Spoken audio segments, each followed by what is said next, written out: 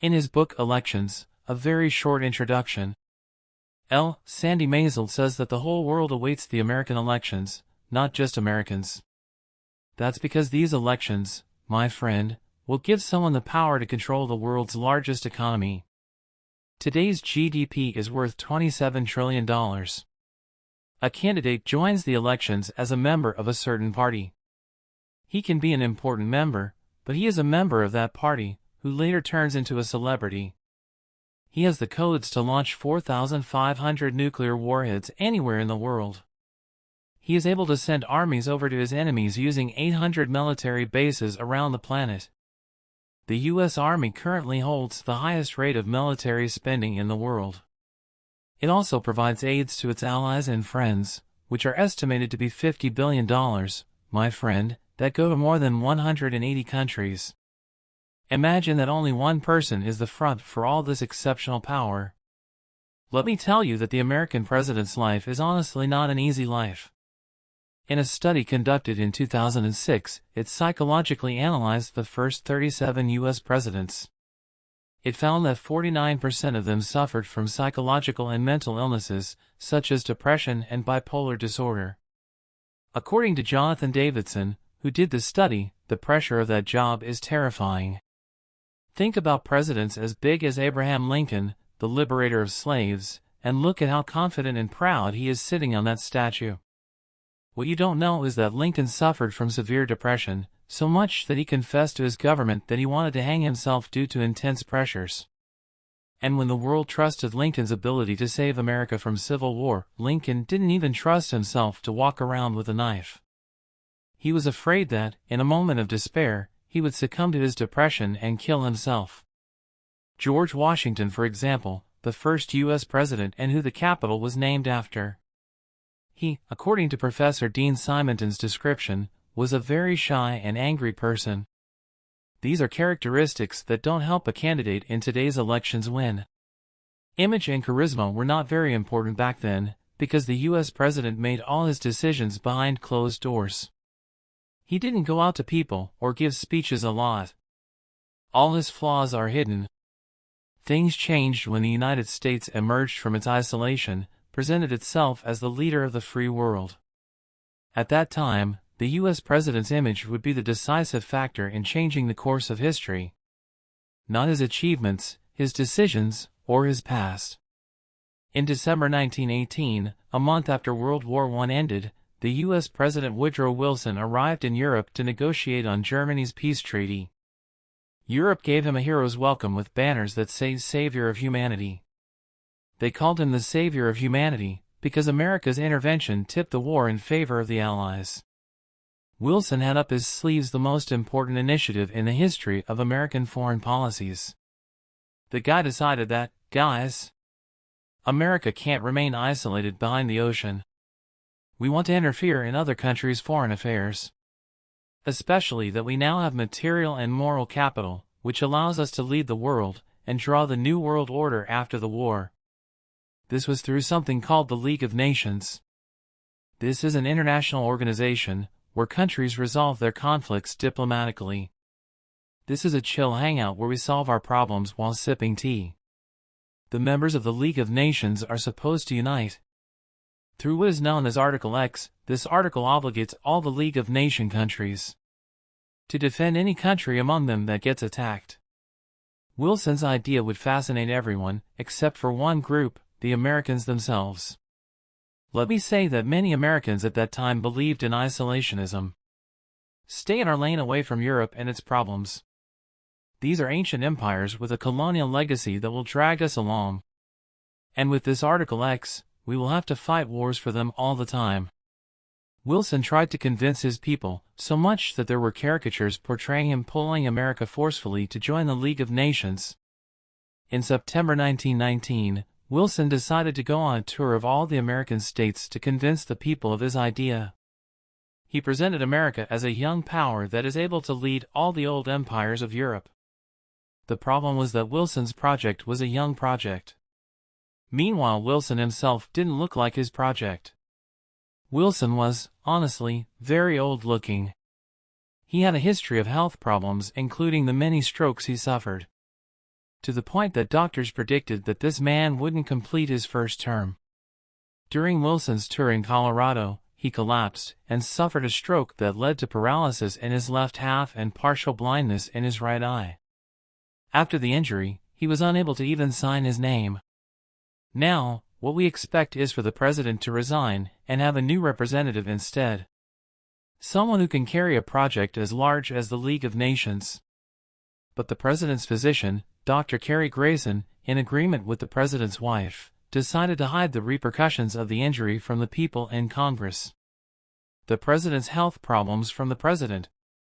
The president's wife began to take his place in secret. And according to some sources, she became the actual president of the United States of America. The president's wife began to make decisions for him. The interviews took place through her. So much that some historians consider her the first woman to be president of the United States of America. But the news of Wilson's illness was leaked to the public, my friend. Truthfully, the situation got complicated and couldn't be saved. The American people received news of the president's injury. Even worse, the news of the president's wife running the country was leaked in one of the most important moments in American history. In an instant, Wilson's legendary image was shattered. From a majestic president who helped America win the World War, who was leading a project to rule the world, to a man suffering from depression due to paralysis.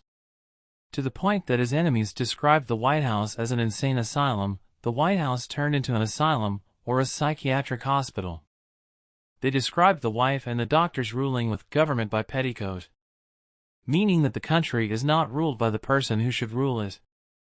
The external image says that there is a great leader, but the truth is that there are clothes under the dress that rule. With the president's image collapsing, the most important time in U.S.'s history turned from a global victory to a situation described by historians as the most fragile period in the history of the American presidency. And Congress rejected America's admission to the League of Nations, which turned into an institution with no value without the presence of the U.S. Wilson was certain that the absence of a global entity to solve disputes would lead to a new war. Indeed, a few years later, the League of Nations stood powerless in front of a German dictator. He developed his army and began his expansion. He grew his mustache and prepared for World War II. The weakness of the League of Nations gives us Adolf Hitler. According to historian Howard Markle's description, a few problems in the blood flow changed the course of the world forever. Just because these problems occurred inside the brain of the American president. As we enter World War II, the image of the American presidency faces a pivotal moment, which is the popularity of radio. It wasn't enough for the U.S. president to give speeches and go on tours like Wilson. Suddenly, he had to communicate all the time, through the new medium that emerged. He must achieve certain requirements to those who hear it. For example, he must always be entertaining, not boring. Every word he says must be inspiring. He can't appear dull or shy. That's under normal circumstances to win regular elections. But in World War II, this created a completely different battle away from guns and bombs. A battle between two presidents, and the weapon is the image of each one of them in front of his people and in front of the enemy, especially when America faces a different ruler, who is not only reckless and charismatic, but also can give a speech that can enchant millions, move armies and destroy countries. America, my friend, was facing a military and media war. During the 1920s, most Germans considered Hitler a political fanatic with only a minority around him who were obsessed with him. In the 1928 elections, the Nazi Party received only about 3% of the votes. But, 5 years later, somehow, Hitler became the German Chancellor, the Chancellor of all of Germany. The man whose party got 3%. It seems, my friend, to be an unexpected and miraculous twist, but actually, Hitler built his image slowly and with impressive intelligence. Historian Jeremy Noack says that the depression that occurred in 1929, which struck the whole world, leaving 6 million Germans without work, changed the image of the ruler in the eyes of the Germans. The Germans realized that they needed a ruler closer and similar to them, who feels their economic suffering, stands with them in line for bread, and sleeps for dinner. A victim like them, not an old general or a rich man. But, at the same time, they needed someone who did not look too much like them, who wasn't as helpless as them, who stands with them in line, but yells at the bakery owner. A hero who not only feels their suffering, but can also take them out of it. Underdog mixed with superhero. I know that this may seem contradictory to you, but according to a study conducted in 2020 titled "What Does It Mean to Have a Presidential Image? How to Have the Presidential Appearance?" the study says that the most important features of that image are personability, or the president having of a personality close to the people, or as the study says, if you met him, you can have a drink with him not feeling like he's a stranger. The second thing that is necessary for the president is capability. The president must be seen as a capable person. He has power, supernatural, he can lead an army, destroy enemies, and fix things that he did not break. According to the study, balancing these two opposites, to be loved and capable at the same time, are the formula of modern presidency. The presidential equation in its modern form. Hitler, early on, was following this catalog exactly. Hitler appeared in his election campaign in 1932 with this poster, as the unknown soldier. A face looking at you in the eyes. A soldier who resembled millions of demobilized Germans after the war. The Nazi Party was keen on spreading this poster. They even printed Hitler's pamphlets in Braille, in order for blind people to know him. Hitler took advantage of this and took a jab at the government. He said that it marginalizes the blind, who Hitler knew their suffering because he was also temporarily blind in the war, after he was gassed in the war, so he feels them. According to historian Spencer Jones, if you listen to Hitler's voice, you will find a harsh hoarseness in it. That it was caused by inhaling poisonous gas in World War I. When many soldiers hear this hoarseness, they recognize it. This man was with us in the war. This man fought. Not to mention the element of the accent. Notice that Hitler was of Austrian origin. This made his dialect different from that of Prussia, which most politicians use to seem better. An accent, according to Spencer, is closest to the street dialect. This made his voice was closer to the streets during the Depression. Goebbels, Minister of Propaganda, facilitated having cheap radios inside every German home. He named them the people's receivers in order for Hitler's voice to reach everyone, assuring them in every moment that he is one of them. Hitler achieves personability while capability would appear in his advertising campaign in 1932. In this campaign, Hitler moved by plane, from city to city. He descended on people from the sky as if he were a superhero or divine help. According to historian Maiken Umbach, Hitler, my friend, took a million pictures as a politician. He did not take a single one of them without the savior's halo. According to historian Neil Greger, the strength of the Nazi Party was in its focus on the image in people's imagination, and the formation of Hitler based on this picture, or as he says about Hitler, that Hitler did not deceive the Germans. He just showed them the picture they needed to see. While the Germans believed Hitler, who succeeded in this presidential image test, the test was much more difficult for U.S. President Franklin Roosevelt. Let me tell you, my friend, that if you were to name the most important president of the U.S., most likely you'll find yourself at Franklin D. Roosevelt. The man who ruled the U.S. for 4 presidential terms, the longest president of the U.S., the man who brought the U.S. out of the Depression, the man who ruled the U.S. during World War II.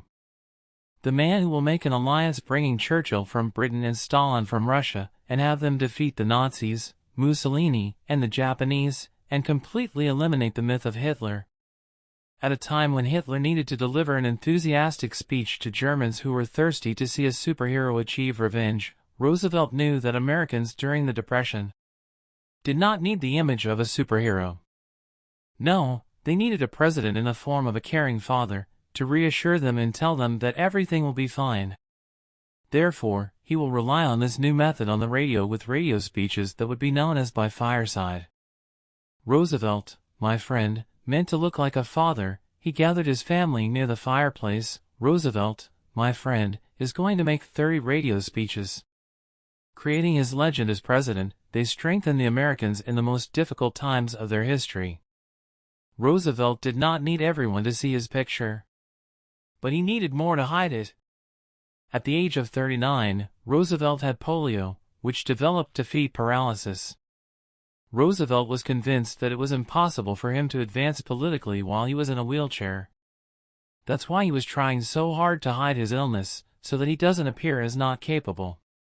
Secretly, he will begin to try all treatment methods. Sports and orthopedics, and he goes to doctors, but none of this worked. And here, my friend, he decides to treat himself. He buys the entire establishment of Warm Springs. Although he is a lawyer, not a doctor, through this institution, he will develop treatment methods, still used today in physical therapy. He will design a wheelchair from a kitchen chair, where the size of the chair is small and does not appear. To the point, my friend, that he was called Dr. Roosevelt. Roosevelt knew that despite his effort, he wouldn't walk again. But at least, it will hide his disability and make him able to move for a few minutes, as if he was not paralyzed. Roosevelt will also start relying on exercises to strengthen his muscles, especially in his upper half, so that it can bear the rest of his body. So when he rests his hands on the podium and says his statements, it appears as if he is standing. Also, my friend, he supported his legs with metal braces.